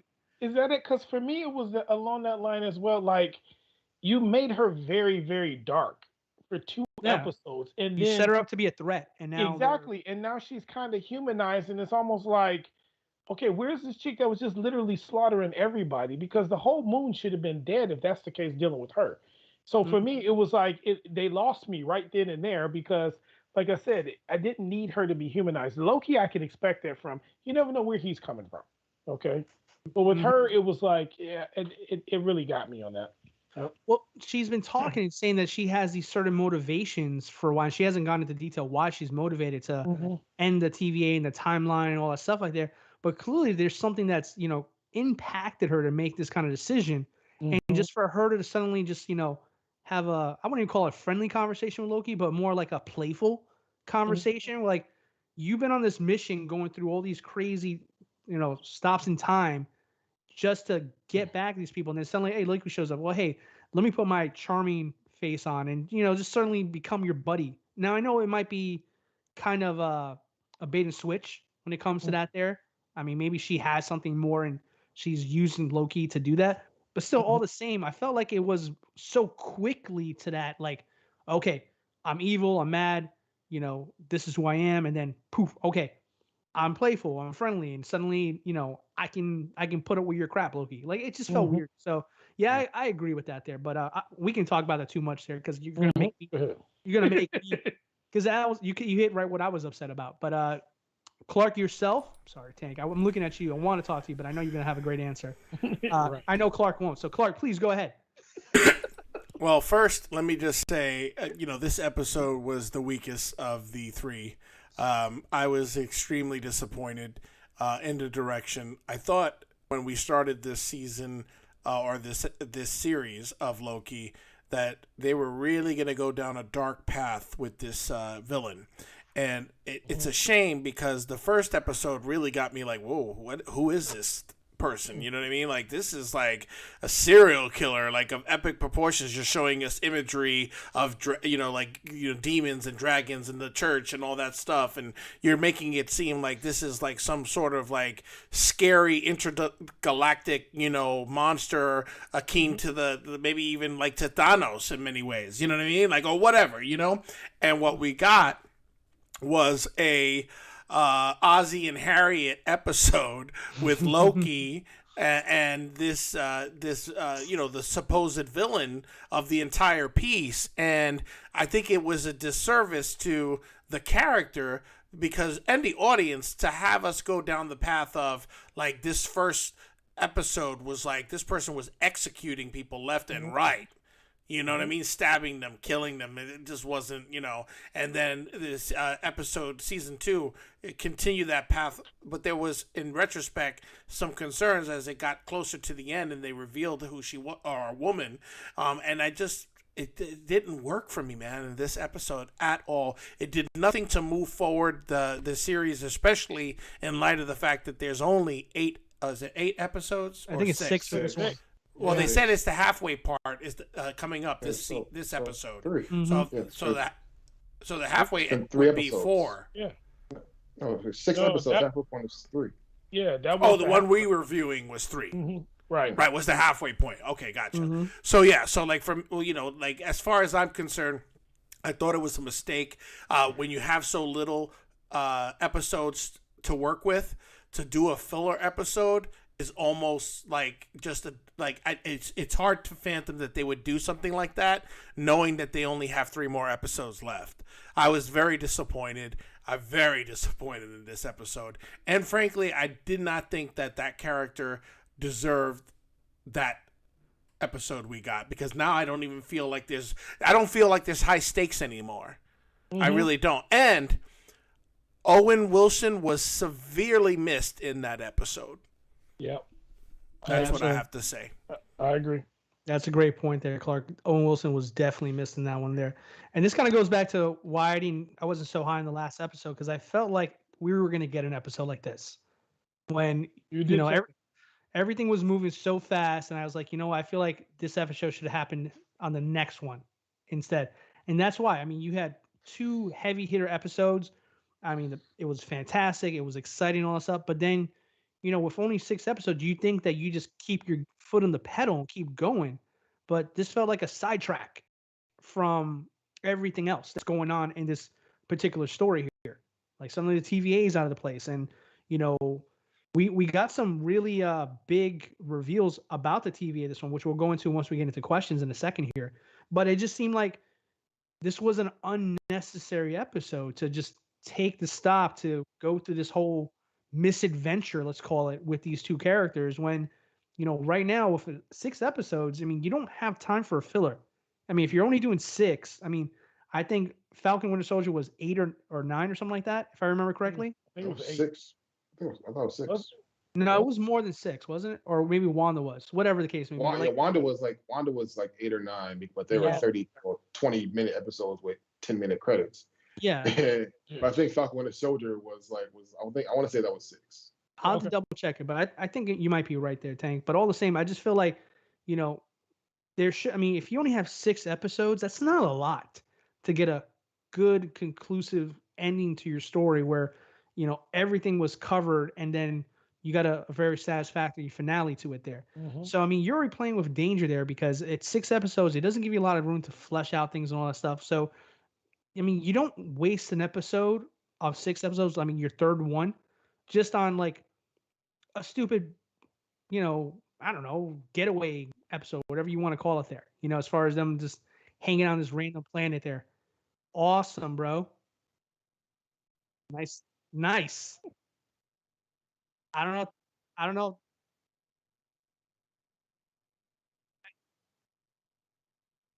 I heard the shit out of that one. So,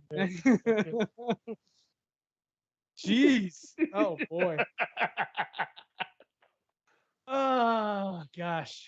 This is why I moderate now, folks. I didn't ask for this job; it asked for me. All the same. Can you imagine? Choose this life, Danny. We'll be editing that. We'll be editing that out of here.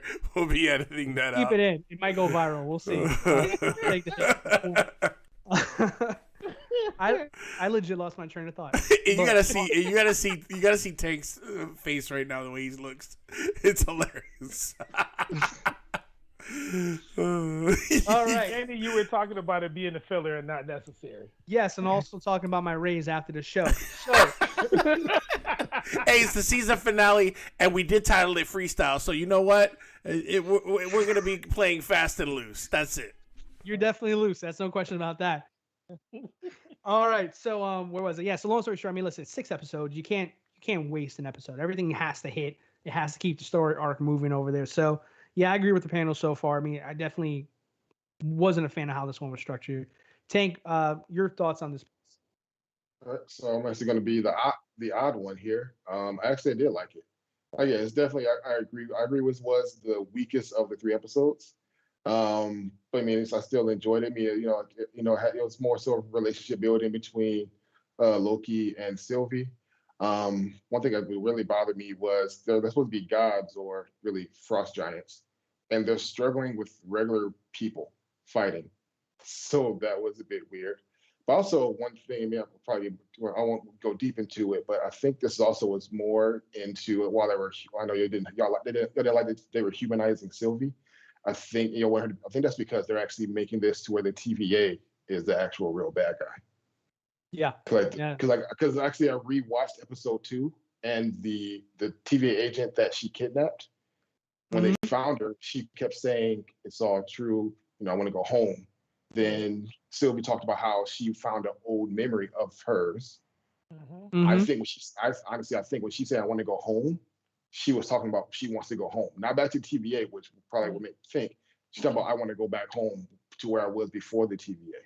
So I think that this was setting up the TVA to be the actual real big bad. Gotcha. So we're kind of getting like a SHIELD part 2 over here when Cap found out SHIELD was actually Hydra kind of situation. Okay. Yeah. Now that's a good point. You're probably right about that too, because so now that everybody's gotten their chance to kind of say their piece and Clark's extra burp as a bonus, now we can go into questions here real quick. And let's start with that one that we kind of posed there, because the episode started with that same agent, right? Talking to Enchantress, Lady Loki, whatever you want to call it at this point, Sylvie, at a bar. And she was trying to open up to her, and she was clearly trying to get information out of her. So, Tank, since you kind of brought it up, let's stay with you on this one here, because it seems like your mind's already thinking about that one there. I mean, what do you think? What do you think Enchantress's beef is with the TVA at this point? Like, what do you think it's actually come? What's the reason for this in the first place? During her talk with Loki, she said something about like she's been running or fighting them her whole life. And we haven't talked about, but I know like in like photos, they show like a little clip of her as a kid. I think the TVA did something to her as a kid, or they did or something to her family or something. Because she also mentioned that she didn't know who her mother was. Like she only knows like, memories, blips of memories. I think the TVA did something to maybe at one point she was a variant, and they erased her memory and she got it back somehow. I just thought about that. So I think the TVA did something to her in her past, and then she came out of it, and she's pissed and wants revenge. Gotcha. So she's kind of like piecing it all together and realizing the TVA ruined her life in some kind of way. Yeah, or she already pieced it together, and she just like, I'm getting back at you. Now she's getting revenge. Yeah, that's a good point. Yeah, I mean I like that, Tank. That's a really good one there. Okay, well, good. Clark, for yourself here, man. I mean, you seem to have very strong opinions about this episode, and I agree with a lot of them that you have there. There was a part in this episode here where Sylvie and Loki were having a conversation about the TVA, and she made the point that the people who work for the TVA are not from I don't know how they said it, but from the people from out top. They weren't created. Thank you. They weren't created. They're actually variants as well too, just like Loki and Enchantress is right now. So, I mean, what do you think they're going with that one there? I mean, is Tank on track here? Does it sound like to you that TVA is actually going to be the big bad of the show after all this all along? Well, let me just say a great antidote and segue into what I'm going to answer right now, because Tank brings up a great point. One of the things I do want to know is when did you Tank become or get on first name basis with her? I'm just curious. When did I know her first name, or when are you? Yes, I'm being petty. Oh no, but I mean the way you're calling her Sylvie, I'm like, I legit lost track of who the hell we were talking about. I was like, who the hell is Sylvie? For a moment, I gotta be honest with you, I was like, what the hell is going on? Who is this Sylvie? Where is she? Did I miss something? Is it an Easter egg? So this for everyone in the audience who is thoroughly confused, because Tank knows obviously the villain of the piece first name basis. Sylvie is actually Loki's variant. Is that correct? Yeah. What do they call her again, Clark? Remind me, what's her name? It starts with an E. E. Yeah. Esther? Yes, correct. It's Esther. You're 100% right. 100%. There's no way you can be wrong at all. Yeah. Okay. Enchantress. There we go. Not Enchantress. Not Enchantress. You said that last week. Enchantress. Enchantress. Yeah. Enchantress. That's right. All right. What was I? All right. Well, listen. Let me just say. Your word to say. So let's stick with Sylvie. I think. Okay. So Sylvie, I will say this, Tank. I agree with you. I really like where this is going, because if these are like, imagine being in like purgatory / like Beetlejuice, where or whatever that, where you do things wrong and then you end up being a civil servant in the afterlife, like in Beetlejuice, right? I feel like these variants have done, like, they, instead of being killed, they said, look, you're gonna have to work doing this, right? So I feel like they're real people, right, that have, obviously they're saying this, right, that they were, they out of time or whatever. I'm very curious to see how this plays out with the main characters, such as Owen Wilson's character, which is what is his name? Sambo? Chemo? Mobius, man. Mobius. Sambo. Well, whatever. Anyway, so but the point is that I believe that those variants and the them being in the situation that they're in is going to play into a plot piece that will propel, I believe, the character of Owen Wilson, and we'll find out some more back history on him. Yeah, now we can know why he's so excited about jet skis now. Correct. Maybe he was a jet ski connoisseur. It's a lost memory. Yeah, right. It's a lost memory. I really like jet skis. I don't know why, but okay. Loki. I mean, yeah, Loki. I mean, I had jet skis, Loki. Yeah, exactly. You know what I found funny and sad at the same time? I read somewhere today that I think I don't know sure if it was the director or Kevin Feige said it, but Owen Wilson will never say his catchphrase "wow" at all during this whole series. I saw that too. Wow, that's amazing. Let's just do this for 10 minutes straight. Wow. All right. So anyway, let's get back on track, Mr. Moderator. Yeah. All right, fine. Party F poopers, whatever. Still a buster. Family. Good soundbite. Family. I could go into space. Family. You never had your car. How does it feel to go? How does it be to be the first person to go into space? Family. Actually, I'm sorry, not to go back to Fast and Furious. I wanted to bring this up before. Vin Diesel's on record saying once he's done with the Fast and Furious movies, he wants to make a Fast and Furious musical. Did you hear that? I heard that. He's great. Oh, and he wants to wait. Oh, real quick. Vic Vega says she's actually Enchantress. Enchantress. Where are you getting the T from? That's what we've been trying to tell you. Yeah, you said right. Oh, Vic Vega. I did say Enchantress. But that's what I was saying. I was saying Enchantress. You say Enchantress. Sure. I played back the video. I disagree with it. I think you guys were confused. But anyway, getting back to what you were saying with the Fast 9, Tyrese was saying he wants to have a Transformers Fast and Furious spinoff. I mean, that's not terrible, to be honest. And the Jurassic World one too. They talked about as well. So you saw robots in disguise, 10-second cars, and dinosaurs all in one movie. I think it would be better to be Transformers. Imagine them coming to, I am Optimus Prime. Autobots transform and roll out. Vin Diesel in the background. I ain't got friends. I got family. I'm sorry.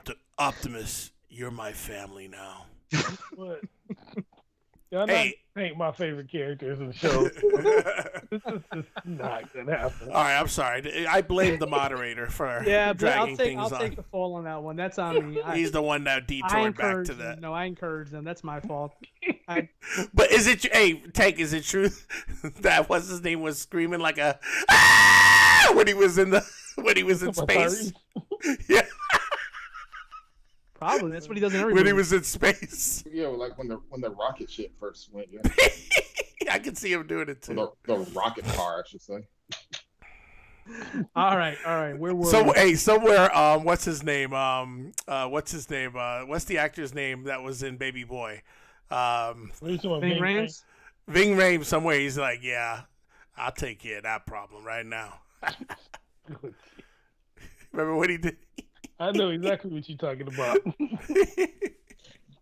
Yep. Oh God. All right. So where were we? So Tank. No, we weren't. I'm sorry. We were top to Spike now. Excuse me. Clark's got me all upside down with this here at this point. So let's see here. So I mean, as far as Spike, I always like to pick on you for predictions and why that's up a good thing there. So I'm gonna force you to think about predictions for every episode. So this is gonna be. I see. This is it. All right, man. So, what's your predictions for Loki? Well, I don't. I'm glad you said that. I thought you were gonna ask me who's gonna show up. I don't know. No, I'm not doing that. Yeah. To you. Okay. 2 weeks. No, for the show, we're done with that one. I'm glad you actually asked. This TVA, the lizards, they're not real. Okay, I don't believe they exist. The judge chick, I can't remember her name. I'm sorry. Clearly knows way more than everybody else. Why she's so involved or engaged, I don't know. I think she's probably bigger than what we believe. I did do a little research on her character, but yeah, the main thing that stuck with me is that the lizards, I don't believe them one bit. Nobody's seen them. We haven't seen an intro of them yet either, other than just a story and statues. I do believe the whole premise that the TVA is the actual villain. I got that from last episode. I did get that part when Enchantress confirmed that, they weren't created and that they were all variants and things like that. So I feel like, the path is, pretty much what we think it is, that she's going to go in and try to take down the TVA. I don't think she's going to be successful in the sense that I do think she won't walk away from this whole ordeal. But that is my prediction per se. It's just the main thing. They're not real. Loki will figure it out, and we'll move from there to see what's going on. Okay, good. Actually, I just remembered a couple more questions that I did have here, which are, it was a short episode, so it wasn't a whole lot. So I'm going to go back to Clark in this one here. So we had a big reveal in a way in regards to the character of Loki this week here. So during the conversation with Enchantress, on the arc that they called it there, Loki revealed that he goes both ways, guys. He goes both ways here. So Marvel just introduced their first official bisexual character in this one here. So I mean, a lot of growth going on in the world. It's exciting stuff to see that there. And now we're getting implemented into our characters as well too. Which, just so everybody knows, guys, they're not shoehorning this in. That there is actually precedence for this in the comics. Loki actually does have preference in that way there. Clark, how do you feel about the growth and what's going on with the characters now? Now seeing that Loki is now kind of confessed that he's bisexual now. Well, I mean, first when you think about it, like, and I know you said that there was a history of in the comic books. Yep. I'm curious how far, like, was it many years ago or more currently? That part I'm curious about, like how, if it's been in comic canon, it seems like it would be probably within the last 5 to 10 years. It's not just the comics; it's even like in Norse mythology. Mm-hmm. Oh, yep. yeah. Okay. Mm-hmm. Okay. Yeah, I don't know too much of the history, so that's why I'm asking. But I think if it makes sense for the character, I could see that with Loki. But to be honest with you, I think it was done that in a way that I didn't feel like it was like shoehorning it in, if that makes sense. Yeah. I felt like it was just it was fluid in the conversation, and definitely did it. So I mean, I say I'm all for inclusion. If that's whatever it is, you know what I mean. Like, so I think that as long as you serve the character in the way it should be served and is true to the character, I have no problem with that. You know what I mean? So that's just my thoughts on it. Yeah, no, good point. I mean, that's kind of where I was kind of going with this. I'm glad that was really well said there, Clark. I think the fact that, when it comes to characters and the public sensitivity, there's certain, like, dare I say, controversial in some people's eyes kind of feels on this here. I love the fact that, Marvel did it in a way that was subtle, but at the same time, a powerful message to come back and say that, hey, listen, there is equality even for our characters in our universes here.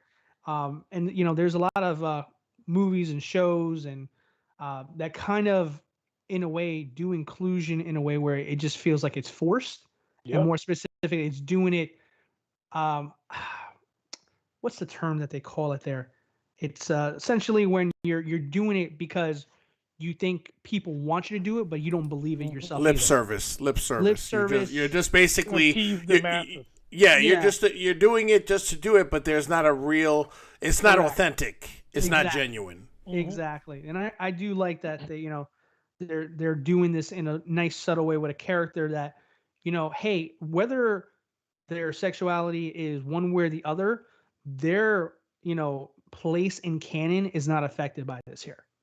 Like, they're using a strong character with a strong background, with a strong fan base, and like, hey, this is genuinely part of their story, and this is something that we wanted to add at this stage in his story in our universe here. So applaud to Marvel, great job, excellent way for representation on all parts there. We're all about equality here in the House of Fandom, so great job to them on that. Back to the show itself here. One final thing I do want to recap here is I want to put in my theory here. I believe this whole episode actually took place in the TVA offices. I think Lady Loki enchanted Loki while they were there.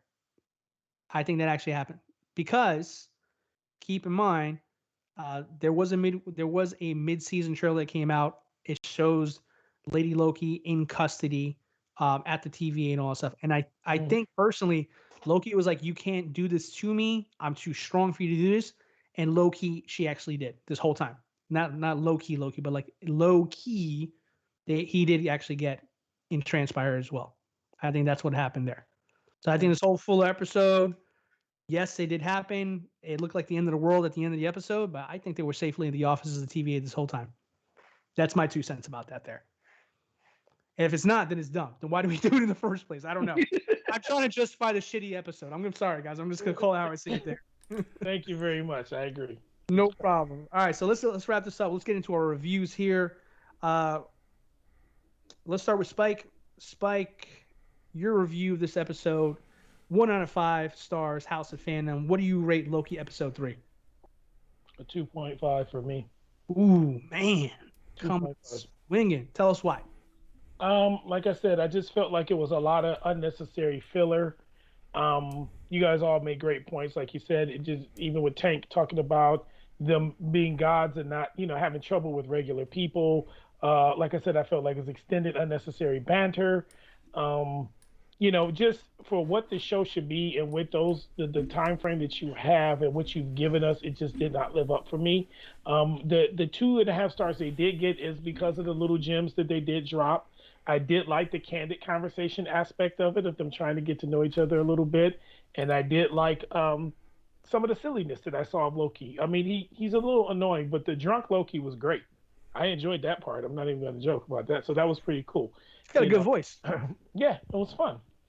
But it was a little too much of that whole ordeal for me when I felt like it could have been a lot more, especially on a moon that's about to explode. I mean, there's plenty of destruction you could do to the place that's already going down anyway and other things or bigger fights. So for me, yeah, I'm very disappointed. 2.5. Yeah, no, fair enough. I mean, definitely it had its problems in this episode here. No question about that. Okay, good. Let's go with Clark. Come on, I knew you were going to do that. That was so obvious. You were going to wait for Tank to be last. Anyway, I got to be honest. I was less forgiving than Spike. I gave this a 1.5. I felt like they created a character that I thought was going to be so absolutely ruthless, and they dumbed her down. And not only did they do that, they also gave us really no high stakes. It did not feel like end of a world. It felt just wrong. It just felt like it was complete miscast the script, and it didn't do anything to move forward the story. And for me, that was unforgivable. I gave it 5 stars the last 2 times because I thought the writing was amazing, and I thought that they were really going in a great direction. And they went ahead and robbed us of that by dumbing down the character and ruining essentially a character that was supposed to be so feared, right? That they would have to have Loki of all people, try to help them hunt her down or hunt this person down. Very disappointing. And 1.5. I was disappointed. Wow. No, hey, listen, it's definitely earned on your side here. I mean, definitely you have been the highest reviewer so far on this panel for the last 2 weeks. So saying a 1.5 now being the lowest so far that we've heard from the panel, yeah, that tells you, hey, Loki, pick it up next episode, man. Yeah. This was not a good one. All right. Well, I saved the best for last. Mr. Tank, if you will, sir, what is your review, 1 out of 5 stars for Loki episode 3? I'm gonna go back down to what I think I gave the episode 1. I'm gonna go back to 3.5. Like I said, I mean, I enjoyed it. My own, like I said, only issue I had with it was, the fighting. Like, they should not be struggling with, regular people. Like, if you remember in Avengers, Loki was, I'm pretty sure, Cap was having issues with Loki. Right. And that's Captain America. Loki should not be having issues with regular people. Yeah. So yeah, that was my main issue. But like you said, I love the back and forth between Sylvie, Lady Loki, and Loki. I like the callback to Thor 1 with when he drank the drink and said slammed another. It down and said, I'll have another. Yeah, like that callback. Yep. I mean that whole what was it called, Lamentis, whatever, the world, that whole set was beautiful. Like the scenery and everything, that was beautiful. I said, like I mentioned before, I love, the building into the TVA being, the actual bad guys. I will agree. Mobius was missed. So, that was another down. So Mobius was missed. But yeah, but like I said, overall, I still enjoyed this movie. Like I said, it was the, probably week of 3. So maybe I'll give it a 3.4 because I gave the other one 3.5, the first one. So I'll give it I had to think about that one. Like, you know what? Screw that. 3.4. Yeah. So, but yeah, we can still do all of them, but I still enjoyed it. Yeah, it was a filler, but every show has to have a filler, especially when there has to be new characters, that they're introducing and building. Mm-hmm. They have to have a filler. Like I said, Falcon Winter Soldier, it was 6 episodes, but most of the people we already knew. The only people we know in this one is Loki. That's all we know is Loki. So they have to do character building and have a filler episode that Captain America and Falcon Winter Soldier didn't have to do because we knew all these people. Yep, that's an excellent point there, Tank. Yeah. Absolutely, great observation there. Yeah, I mean, man, Yeah, this episode, it wasn't the greatest. I'm just gonna come out and say, I'm gonna say 3.5 stars. I'm not too far off with the panel here. I did enjoy some of I like the chemistry between the two characters. Despite the fact that it was such a quick turnaround, like we've been talking about, like you went from evil, crazy Loki lady to, okay, well, what did you call them, Clark? What was the two? Ozzy and Harriet. Ozzy and Harriet, yeah. Romantic comedy, Mm-hmm. Just like, it just felt wrong. It was weird. Yeah, it ruined the narrative. Like it was the whole theme. Like actually, the director and they went on record saying she went on record saying that the whole theme of Loki was based on Seven. David Fincher's Seven with Morgan Freeman and Brad Pitt, and we all know that that's a serial killer, right? Which makes sense, But I thought this was going to be akin to that, where it's like high stakes and just kind of pull the wool over us. For me there. They were talking for a little bit. They had a good chemistry between the two of them. But yeah, it felt weird. I did like this. I did like what Tank said as far as like when Loki was singing, the reveal at the table between her and him. By the way, she also mentioned she has a relationship with a postman. A lot of people are saying that is Stan Lee cameo from one of the movies. So I would love for that to be true in some kind of way. I would love that to be true. Civil War. Yes, Tony Stank. Is there a Tony Stank here? Yep, one of the great cameos. But yeah, overall, the episode was okay. If my theory is right about this was all an illusion the whole time, I'll stand by my 3.5 stars. If I turn out to be wrong, I'm going to come back next episode, and if they tell me it's something else, I'm going to call this a 4. No, not a 4. So I'm going to call it a 2. Excuse me. Just because, I don't know. This episode does not make sense to have right now. That's my feelings about it. It just didn't make sense. Like, we didn't need this. We didn't. That's just my 2 cents there. All right. Well, guys, that concludes everything that we have here for Loki episode 3. When we do come back, it looks like, I believe by timing wise, we should be back in time to cover the finale of Loki here. So we're going to take the little hiatus that Clark has been talking about. Clark, hiatus. I'm sorry, Enchantress. Well, what's good for the goose is good for the gook. Called her Esther, bro. Whatever they call it. Don't goose. Talk to me. Esther. Esther. All right. Gander. There you go. That's what I was looking for. Clark, you want to take us home? Yeah. Listen. Great show, gentlemen. I think I'm hoping Loki will, course correct and end up being a really great show. Again, but great topics. Once again, we're going into summer hiatus, and we will be returning back on the week of the 15th. Actually, we'll be returning July 15th, which is only a few weeks away, so don't feel bad. We're not going to be gone that long. But, we have some exciting things in the future. Townie Sports will be returning as well. When they return, they'll be returning back on Monday the 19th. And, we just have a lot of exciting things happening as we move into, believe it or not, man, we're like halfway through the year. It's like since the pandemic of the last year and up until now, everything has moved so quickly. So, we've got a lot of exciting things as we head into the fall. Movies that are coming out, so many different things that we're going to be, doing. And, the House of Fandom will continue to get better and better and better. So very excited about the future of the House of Fandom. It's been a pleasure working with, alongside co-hosting with you, Danny, with you, Tank, and Spike. Most recently, we found our footing, and we went through many, many different, iterations to get to this point where we have, I think, a really solid show. So, I salute you guys and look forward to that. Salute the viewers, too. Thank you for everyone that came on today. Absolutely. And that continues to support the House of Fandom, where we talk about everything related to fandom, whether it's movies, TV, sports, you name it. We're going to continue to bring it to you. So definitely excited about that. Tank, I know we had a opportunity to have someone donate their amazing talent for amazing beats for our opening and closing. You want to give him a shout out?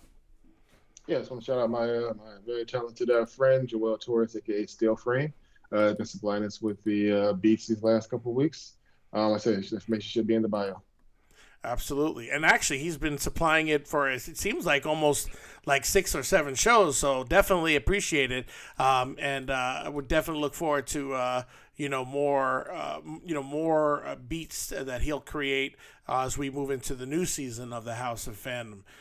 Any other cosmic thoughts? Danny, Spike, Tank? Yeah, I'll go first here. Thank you guys for giving me the opportunity to meet a moderator here this week. It's always a great time with you guys here on the panel. Quick thing here, folks. We are going away for a little while, but that does not mean that you cannot like, share, and subscribe with every one of your friends and family. Let them catch up on some of the episodes that we've already done while we're on a little mini vacation over here. I do want to leave you with something to watch if you guys are looking for something, you can't find something good on the TV. I recommend a small TV show on Netflix called Black Summer. It is a zombie show. It is fantastic. It's in the vein of Walking Dead, but better, in my humble opinion here. So if you guys are having a hard time finding something to watch this summer, go watch Black Summer on Netflix. Thank you.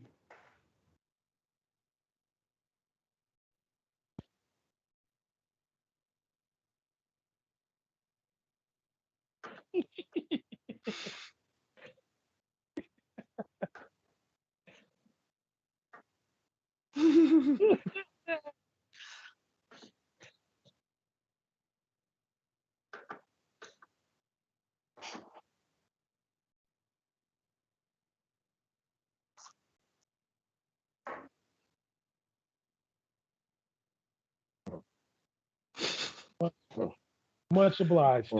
Thank you. We'll be back to our normal small boxes. Oh no, what happened?